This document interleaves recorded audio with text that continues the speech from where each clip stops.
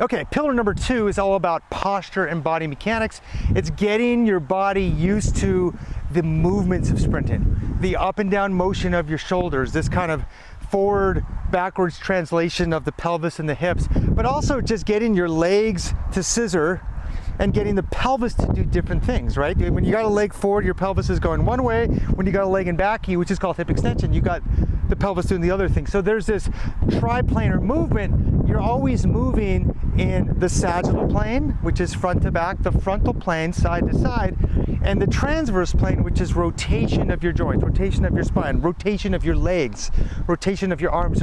So we've got all 3 of these going on at the same time. So the second pillar is just exposing your body, your brain, to the positions. They're not totally specific to sprinting, but they are at least exposing all of your joints and bones to this triplanar movement. So the first one, a great one I got from Stu McMillan from Altus, is called the Dolphin, and it's to get your shoulder blades, because when you are sprinting, you don't sprint with your arms, you sprint with your upper body. So there's this kind of movement of the shoulder blade, kind of goes up and forward and down and back.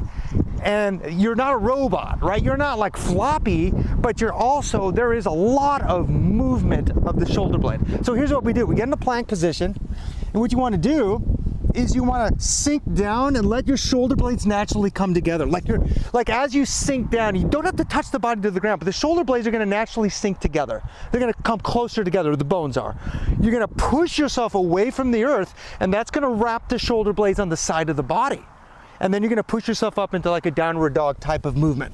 So it looks like this. So I'm going to let my shoulder blades come together, I sink down, and then I push up and I push away, and I drive.